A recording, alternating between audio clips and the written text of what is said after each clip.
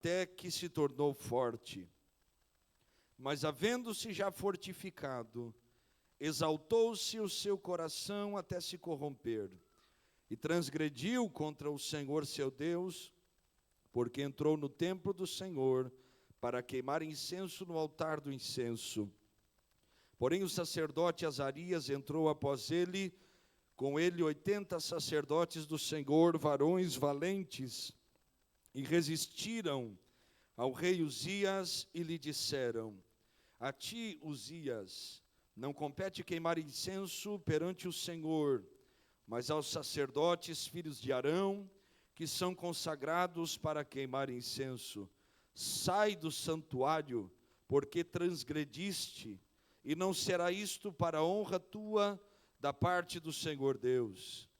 Então Uzias se indignou, e tinha o incensário na sua mão para queimar incenso. Indignando-se ele, pois, contra os sacerdotes, a lepra lhe saiu à testa perante os sacerdotes, na casa do Senhor, junto ao altar do incenso. Então o sumo sacerdote Azarias olhou para ele, como também todos os sacerdotes, e eis que já estava leproso na sua testa, e apressuradamente o lançaram fora, e até ele mesmo se deu pressa a sair, visto que o Senhor o ferira. Assim ficou leproso o rei Uzias até o dia da sua morte, e morou por ser leproso em uma casa separada, porque foi excluído da casa do Senhor. E Jotão, seu filho, tinha o cargo da casa do rei, julgando o povo da terra. Diga comigo: Senhor Jesus, fala tudo o que eu preciso. Amém. Tome seu assento, por favor, em nome de Jesus. Meus amados irmãos e irmãs, essa é a história de um rei que está registrada no livro das Crônicas, o segundo livro das Crônicas. Para que nós entendamos o primeiro e o segundo livro das Crônicas, eles são registros de todos os reis que governaram, tanto na nação de Israel e na nação de Judá. Lembrando que houve uma divisão destas duas nações. 10 nações no reino do norte, foram com a sua capital em Samaria, foram chamadas de Israel, na divisão, na época do rei Roboão, filho de Salomão. 2 tribos ficaram ao reino do sul, Judá e Benjamim, conhecidas como Judá. E aqui, no primeiro e no segundo livro das Crônicas, estão registrados as histórias de cada um dos reis que governaram sobre essas duas nações, Israel e Judá.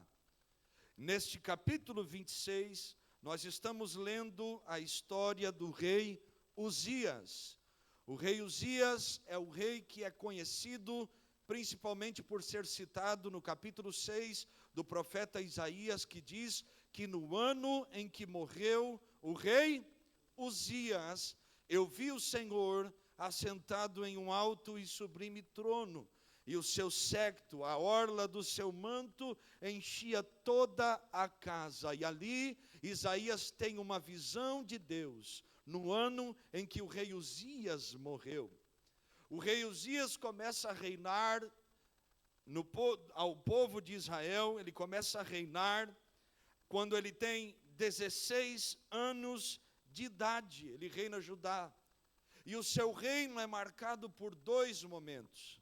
O primeiro momento é o momento em que ele começa a buscar a Deus. E porque busca a Deus, a Bíblia usa esta expressão, e eu também quero utilizá-la. A Bíblia diz que ele foi maravilhosamente ajudado pelo Senhor. Porque Uzias foi maravilhosamente ajudado por Deus, versículos 6 e 7 do capítulo 26, ele vence os filisteus. No versículo 8, ele recebe inúmeros presentes. Versículo 9 e 10, ele edifica em Jerusalém e no deserto poços e torres. No versículo 11, ele tem um exército de 2.600 homens destros na batalha. No versículo 13, ele tem um exército de 307.900 homens armados. No versículo 15 que nós lemos, ele cria várias máquinas e invenções de engenheiros para atirar flechas e grandes pedras. E no versículo 15 também que lemos, a Bíblia diz que a sua fama voou até longe. Tudo isso porque o primeiro momento da história do rei Uzias foi marcado pela ajuda do Senhor. Agora é muito claro, no texto que nós lemos, que a vida do rei Uzias, infelizmente, ela não termina da maneira como começa. Uzias é um rei que toma decisões erradas. É um rei que nos ensina o que não fazermos. Porque a Bíblia usa esta expressão, se você quiser abrir a palavra de Deus, o versículo 15 que lemos, ele foi maravilhosamente ajudado pelo Senhor, até que ele entra em um segundo momento, uma segunda etapa, um segundo tempo da sua vida. Foi ajudado pelo Senhor, até que se tornou forte. E quando o rei Uzias se torna forte, o rei Uzias começa a sua queda. Aqui, força não é resistência.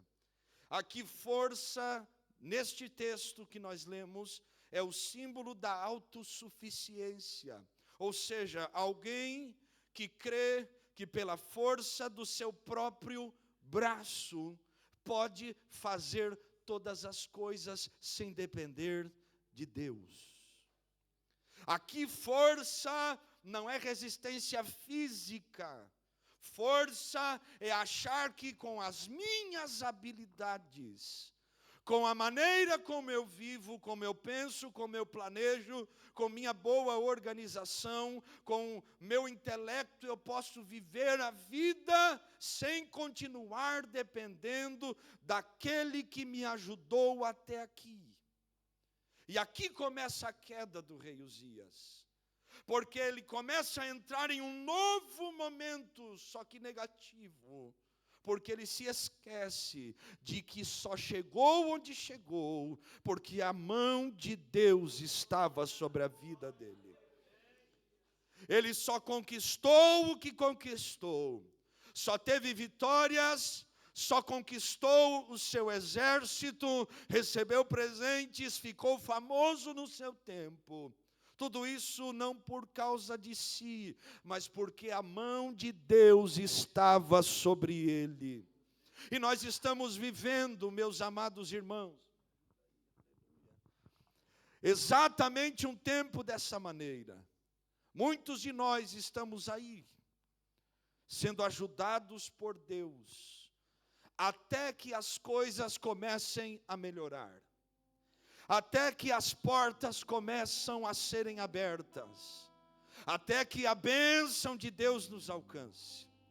Nós dependemos de Deus até que Deus cure aquilo que nós temos clamado a Deus para que Ele possa curar. A maioria de nós depende de Deus enquanto as portas não abrem, enquanto a bênção não chega, enquanto a vitória não é alcançada. Porque quando Deus abençoa, abre a porta, traz saúde, envia provisão e ajuda, a maioria de nós viramos as costas para Deus. Nos fazemos fortes em nós mesmos, nos esquecendo de que só somos quem somos por causa da graça de Deus. Só podemos o que podemos porque Deus nos dá saúde. Só estamos aqui por causa da fidelidade do Senhor. A prova disso é que você começa uma campanha de oração com alguém, campanha de salvação para Deus entrar na casa, mover com milagres. E você ora, você jejua, há uma dedicação, uma humilhação diante de Deus. Mas quando a salvação chega, Deus é posto em segundo lugar. E parece que todo aquele momento e todas aquelas orações fazem parte de uma história que já não é mais realidade na vida destas pessoas. Quantos de nós oramos para que Deus abra uma porta, e quando Deus abre não oramos mais? Irmão e irmã, olhe para cá em nome de Jesus. Nós estamos vivendo um tempo em que muitos cristãos querem viver uma vida não mais de dependência a Deus. Estamos nos tornando autossuficientes.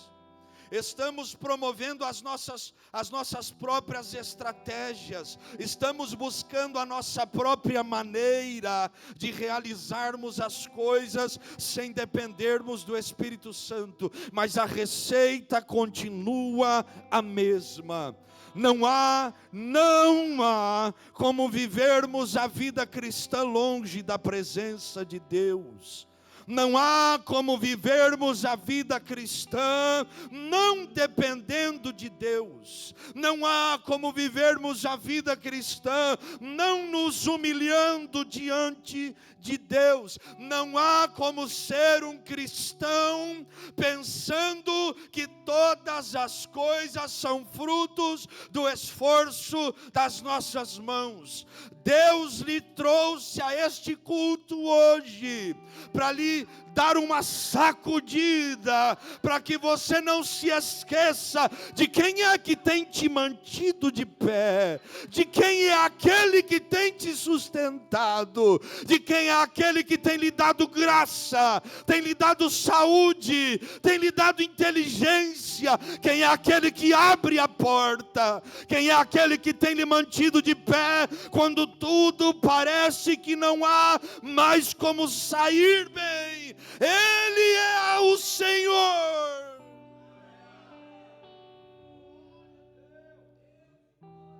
Não podemos nos esquecer de Deus. Paulo, na primeira carta aos Coríntios, capítulo 10, 15:10 ou 10:15, está na Bíblia. Ele diz: eu trabalhei mais que todos eles.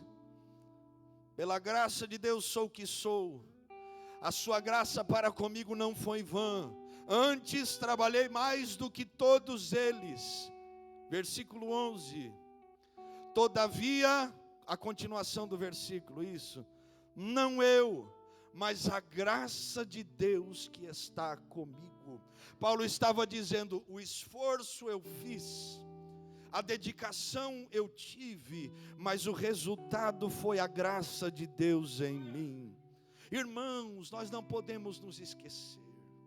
A queda de Uzias começa quando ele começa a pensar que porque tudo estava indo num bom caminho, não precisava mais continuar dependendo de Deus. Sabe o que começa a acontecer com o rei Uzias? Os sinais de alguém que se afasta de Deus. Quais são os sinais? Em primeiro lugar, versículo 16. Havendo-se fortificado, exaltou-se o seu coração até se corromper. A exaltação que o leva a uma corrupção de alma, de sentimento, de entendimento.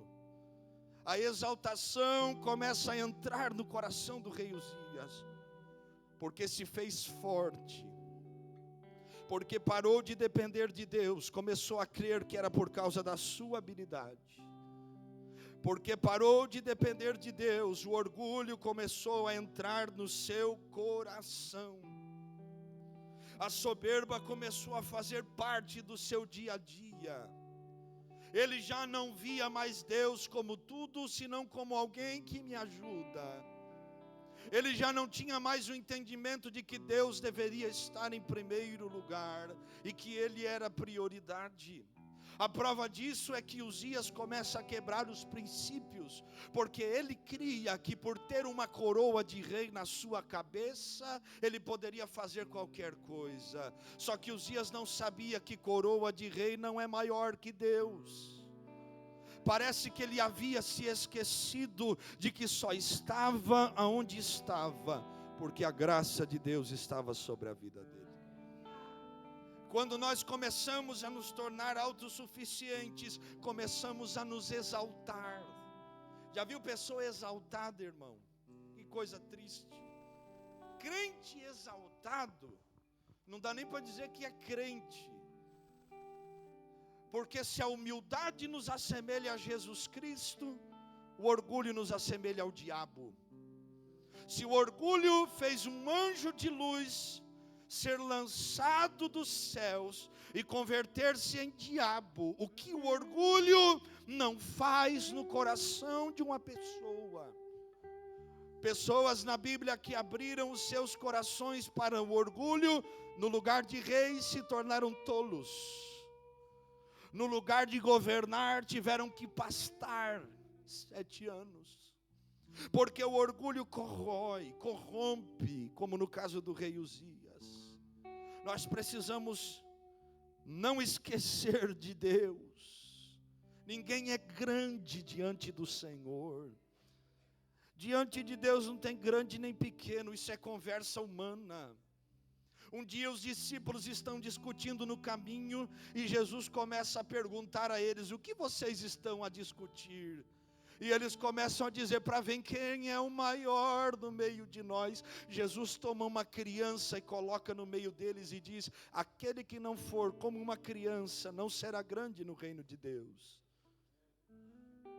Porque no reino de Deus o conceito de grandeza não é nome, não é status, é pureza. Continua sendo inocência, continua sendo dependência de Deus. O primeiro sinal da queda do rei Uzias foi o orgulho, a exaltação. Agora, quanta gente exaltada no meio do povo de Deus. Não pode chamar atenção aí de crente não, irmão. Tem gente que quando o menino começa a fazer bagunça na igreja, que nem o meu, oh glória. Eu digo, esse menino não tem pai. Não, pegue ele, gente, oh glória. Mas chama atenção para ver se o exaltado não se exalta. Às vezes está quebrando tudo. Não, mas não pode chamar a atenção do meu filho. Viu aquele caso do avião? O irmão, já vamos converter ele. O irmão sentou na janela e a mãe vem. Não, quero que o meu filho sente na janela. Comprou o bilhete? Não, mas eu quero. Não, mas não comprou. Então, porque se quer, tem que comprar. E a mulher achava-se no direito de tirar o homem que pagou por aquele assento, para que o seu filho se sentasse naquele lugar. Coisa de gente exaltada. Meu avô dizia que tem gente que parece que tem o rei na barriga. Irmãos, irmãs, nós precisamos voltar-nos à simplicidade do Evangelho. Nós precisamos nos voltar à humildade de Cristo Jesus. Exaltado tem dificuldade de pedir perdão. Orgulhoso tem dificuldade de dar a paz do Senhor para os irmãos, porque o irmão me contrariou, porque falou alguma coisa, porque fez alguma coisa. Uzias começa a cair. Quando? Quando começa a se exaltar. Que Deus nos guarde da exaltação.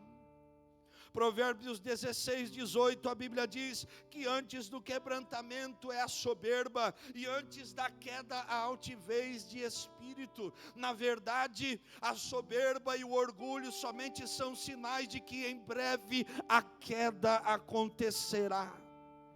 Porque ninguém permanecerá achando-se grande na presença de um Deus que verdadeiramente é grande.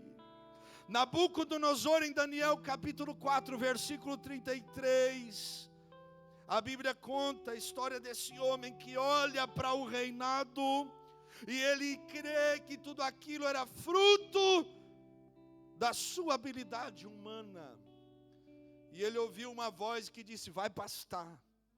E ele foi pastar 7 anos, comendo erva do campo como os bois. E a Bíblia diz que de repente ele olha para cima e se lembra que havia um que era maior do que ele, e o entendimento voltou a ele. Ele olhou para cima para lembrar de quem é o verdadeiro Senhor. Tem muita gente pastando na fé porque esqueceu de lembrar quem é o verdadeiro Senhor. Tem muita gente pastando na vida espiritual, porque se esqueceu de quem é Deus, que Ele é maior que nós. Quantos processos nós vamos ter que passar para entendermos que tudo que precisamos vem das mãos do Senhor?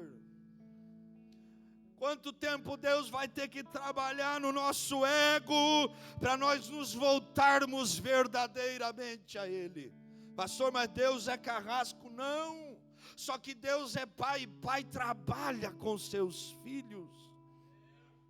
Nós precisamos olhar para a vida do rei Uzias e aprendermos estas lições. Ele começa a se exaltar. O versículo 16, a Bíblia diz que além de exaltar-se, ele transgride contra o Senhor. A tradução em espanhol, Reina Valera 1960, diz que ele se rebelou contra o Senhor seu Deus. Irmãos, o que a Bíblia quer dizer, que Uzias peca contra Deus consciente do que estava fazendo. Nós lemos que ele pega o incensário que deveria ser tomado pelos sacerdotes, e ele entra no templo para oferecer incenso ao Senhor. Só que isso não competia a Uzias, competia aos descendentes de Arão. Então ele faz algo sabendo que estava sendo errado. Ele peca conscientemente do que estava fazendo naquele momento. Sabe o que Deus me ensina nestes textos bíblicos? É que você pode estar bem com o seu pastor, com o líder da igreja, com o líder do departamento, com a sua família. Você pode estar bem lá no trabalho, mas se você não estiver bem com Deus, de nada servirá estar bem com todos. Que temos que buscar a Deus e entendermos que sem Ele não podemos nada. Ele peca consciente, ele se rebela contra Deus, ele transgride contra o Senhor. Sabe o que mais acontece com o rei Uzias quando começa a cair? Além da exaltação e da transgressão, 81 sacerdotes se aproximam do rei Uzias e começam a resistir o que ele estava a fazer. Azarias e 80 homens começam a dizer a ele: não faça, não é responsabilidade tua, não te compete a ti, Uzias. Mas ele não ouve, ele não dá ouvidos à voz do sacerdote Azarias, porque quem começa a se afastar de Deus, achando-se autossuficiente, não dá ouvidos a ninguém mais. Acha que sabe tudo, que não precisa de conselho algum. Eu vou fazer essa pergunta para nós. Tem alguém aqui que diz sabe tudo mesmo? Cuidado aí, viu? Não, nós vamos orar para Jesus lhe arrebatar. Ninguém sabe tudo, irmão. Só que Uzias, quando começa a fazer-se forte, ele para de ouvir quem está próximo a ele. Ele para de dar ouvidos, e quem deixa de ouvir, deixa de discernir o que está a fazer. Quem perde a capacidade de ouvir, pode ser levado por práticas erradas. A Bíblia fala que na multidão de conselhos está a sabedoria. Eclesiastes 7:5, a Bíblia diz que melhor é ouvir a repreensão do sábio do que a canção dos tolos.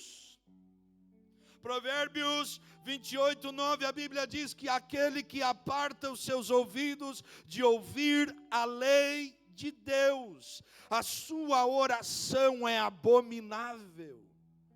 Uzias não ouve. Uzias começa a entrar em um declínio espiritual. O que mais sinaliza a queda de Uzias? A indignação, a ira. A Bíblia diz, versículo De número 19. Então se indignou, e tinha um incensário na sua mão para queimar incenso. Olha o que acontece com Uzias: indignação, ira. Irmão, eu conheço crente irado, irmão. Meu pai foi pastor de uma casa de recuperação, e eu morei com ele 8 meses na casa de recuperação. Uma vez dentro da cozinha, eles começaram a discutir, e homem não é de bater boca. O primeiro levantou a faca, eu abracei ele, para ele não esfaquear o outro irmão. Crente, irmão, meu Deus do céu. Nisso, bati num fogão a lenha que tinha apagado, mas estava lá. A tampa da panela de ferro cai no meu dedo, entortou o dedo do pé. Até hoje o dedo está torto. Toda vez que eu olho para o dedo do pé, quando esfria e começa a doer, eu lembro daquele irmão. Está rindo porque não é seu dedo, né?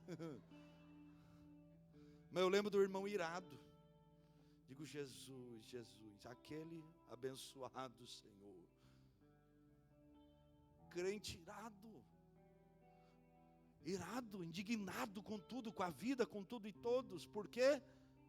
Autossuficiente. Se afasta de Deus. Uzias não aceita a repreensão, porque ele acha que a coroa de rei o livraria da exortação dos sacerdotes. Ele creu que o título de rei poderia livrá-lo. Só que ninguém está acima do Senhor. Títulos são responsabilidades e não garantia para fazer o que queremos e quando queremos. Ninguém está acima de Deus. João capítulo 15, versículo 5, a parte B do versículo, Jesus chega a dizer que sem mim nada podeis fazer. Mas quando nós nos afastamos de Deus, nós começamos a pensar que, porque eu sou isso, eu sou aquilo, eu posso fazer o que eu quiser, e não pode. Não pode porque não tenho livre-arbítrio, não é isso. Não agrada a Deus.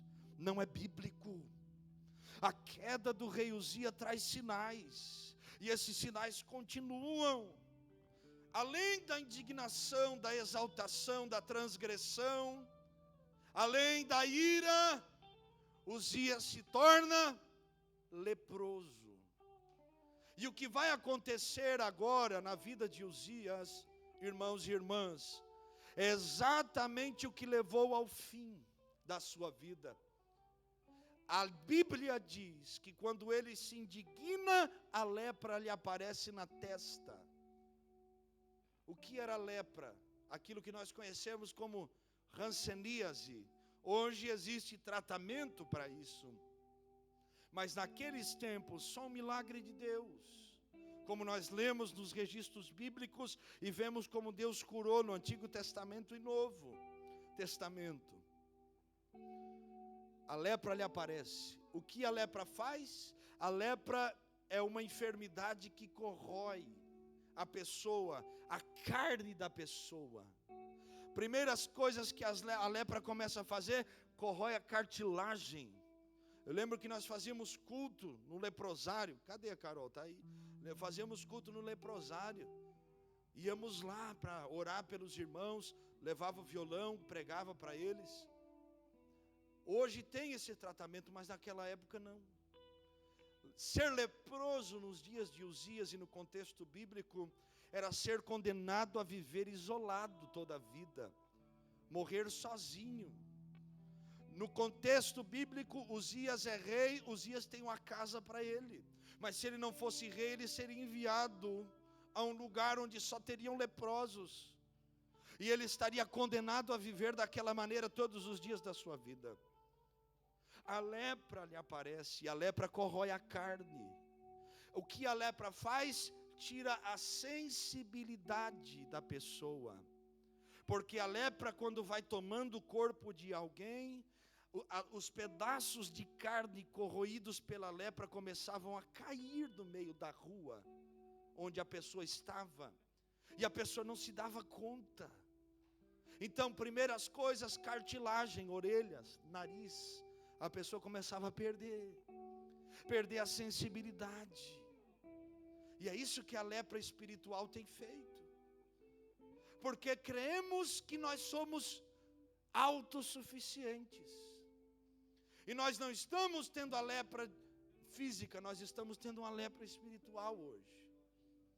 Nos afastamos de Deus. Começamos a crer que tudo é pelo poder do nosso braço. Tudo é pela nossa habilidade. A ira começa a vir. A indignação chega, a exaltação está aí, não ouve ninguém, não aceita conselho bíblico, o Espírito Santo fala, já não ouve mais, a consciência começa a ser cauterizada, e a lepra espiritual começa a aparecer, não sente, perde o sentido de onde está, o sentido espiritual do que Deus lhe chamou para fazer. Já é insensível à ação do Espírito Santo. Por quê? Porque Deus não habita em um coração onde Ele tenha que dividir com qualquer outra coisa o sentimento. Ou nós somos de Deus, ou somos de nós mesmos. Ou Ele é o Senhor, ou nós somos os nossos senhores. Quantos leprosos espirituais estão aí? Sendo consumidos, mas continua de terno, continua de gravata, continua com a roupa bonita, sentado no banco da igreja, mas não tem mais vida de Deus, porque acha que está acima de Deus. O final de Uzias é o final da humilhação, mas Deus tem um conselho para mim e para você hoje, para nós não vivermos toda a história desta maneira. A segunda carta de Paulo aos Coríntios, meus amados irmãos, o capítulo de número 12, Paulo tem uma visão celestial, e ele fala de alguém na terceira pessoa, de um homem, e se dá a compreender no capítulo 12 da segunda carta aos Coríntios, versículo 7, que agora Paulo começa a redirecionar o discurso, saindo da terceira pessoa e vindo para a primeira pessoa. Ele começa a falar de um homem, mas ele volta a linguagem para si mesmo, e nos dá a entender que ao homem que ele se estava a referir, era ele mesmo. De um homem que vai arrebatado ao terceiro céu e recebe visões de Deus, revelações. E por quê? Foi arrebatado, ouviu palavras inefáveis de que o homem não é lícito falar. Ele começa a dizer que por causa de tudo isto, para que não houvesse exaltação, foi dado a ele um espinho na carne. E aqui Deus quer falar comigo e com você ainda mais, porque Uzias se fez forte e se afastou de Deus, mas Deus colocou um espinho em Paulo para o tornar fraco, e na sua fraqueza a glória de Deus se revelar. Ele começa a falar sobre esse espinho, e há um debate teológico muito grande a respeito do que é, mas eu não quero me deter nisso, somente algumas características. Ele começa a falar sobre o propósito do espinho na carne, para que ele não se exaltasse. O espinho foi dado a Paulo para que Paulo continuasse dependente de Deus. O espinho foi dado a Paulo para que Paulo entendesse que por mais que orou 3 vezes ao Senhor, pedindo que o espinho fosse retirado, Deus disse a ele: eu não vou tirar o espinho, a minha graça te basta. E o meu poder, disse o Senhor a Paulo, se aperfeiçoa na sua fraqueza. Irmãos, que coisa gloriosa.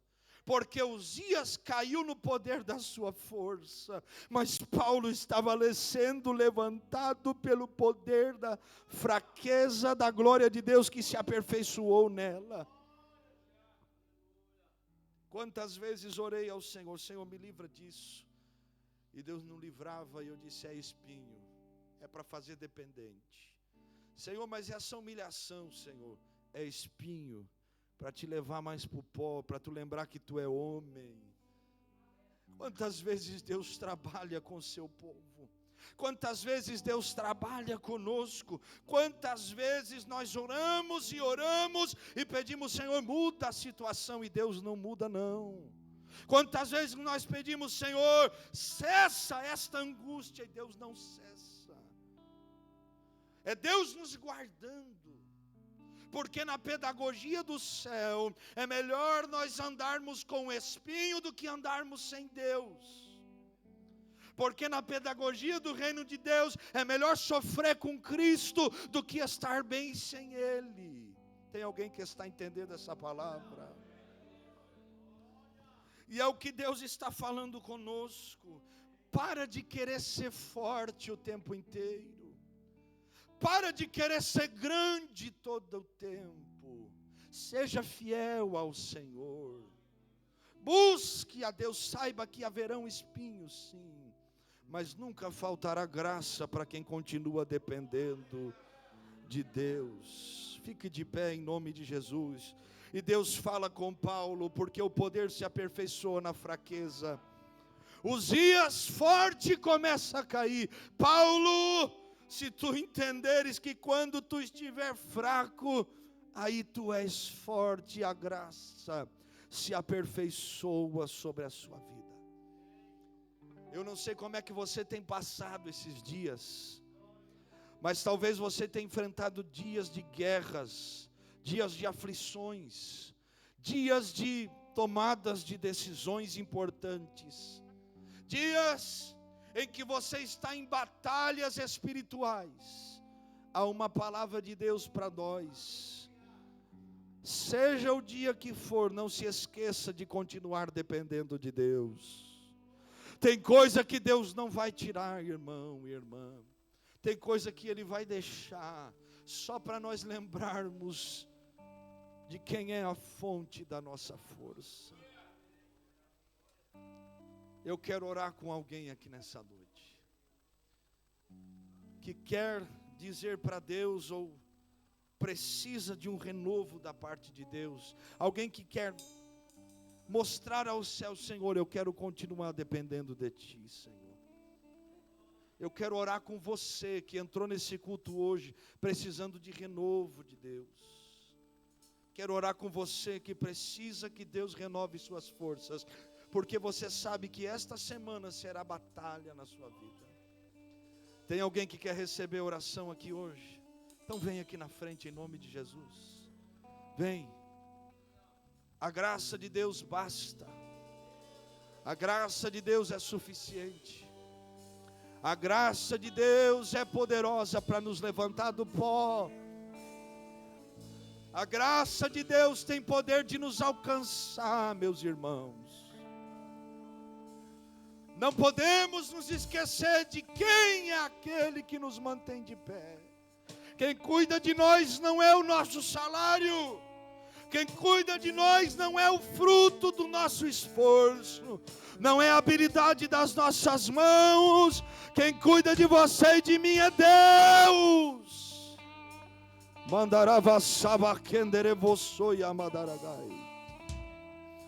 A graça de Deus continua sendo suficiente. Deus continua sendo a fonte da nossa força. Para de se esconder. Deixa o Espírito de Deus entrar na tua alma. Para de lutar contra o céu. Deus não te quer perdido na autossuficiência, no sentimento de que tudo vem de ti. Deus, Ele quer te achar. Sim, quando tu reconheceres que depende do Senhor. Em o nome de Jesus nós vamos orar. Nós vamos orar. Coloque a tua mão no teu coração, você que está aqui na frente. Você que está no banco, coloque a mão no coração também. Nós vamos orar juntos. Coloque a tua mão no teu coração.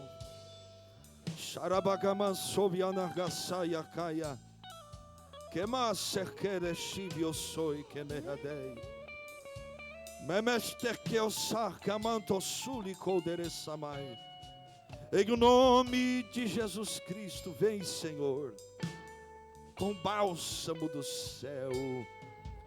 Vem, Senhor, com graça sobre teus filhos e filhas.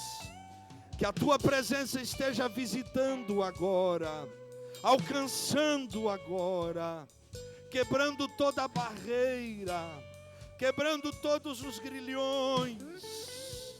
Nós estamos orando e reconhecendo Tu és grande e não há outro como Tu, que Tu és aquele que vive e reina e que não há ninguém como o Senhor. Nós estamos reconhecendo Tua grandeza, que dependemos de Ti. Comece a reconhecer Deus, comece a dizer para Ele: eu dependo de Ti. Se Tu não faz, não há ninguém que possa. Se Tu não opera, não há ninguém que opera. Diga para o céu: se Tu não move, não há ninguém que tenha o poder de fazer. Só crescemos que mandai a su. Shamanakasomi andaradayaso. Porque se te queres somi adai. Receba a graça de Deus no teu reconhecimento. A graça de Deus te visita na medida que tu te humilha diante dEle.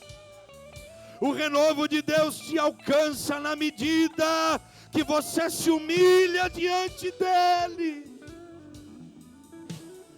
Em nome de Jesus, receba a graça. Receba a graça que se aperfeiçoa na fraqueza. Receba a graça de Deus que se aperfeiçoa na fraqueza. Fale com Deus, fale com Deus, fale com Deus.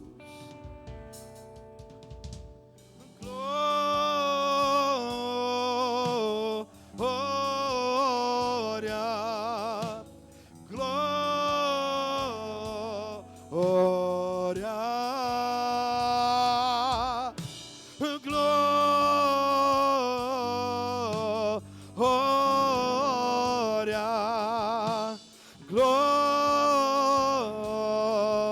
adore como um dependente do Senhor. Declare: Santo,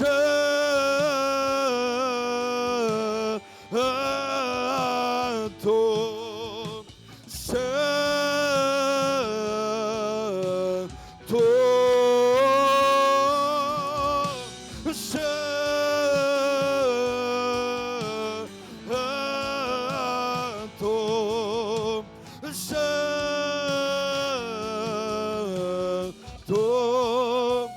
quem já pisou no Santo dos Santos em outro lugar não sabe viver, e onde estiver clamar pela glória, a glória de Deus. Levante a tua mão e adore a Ele.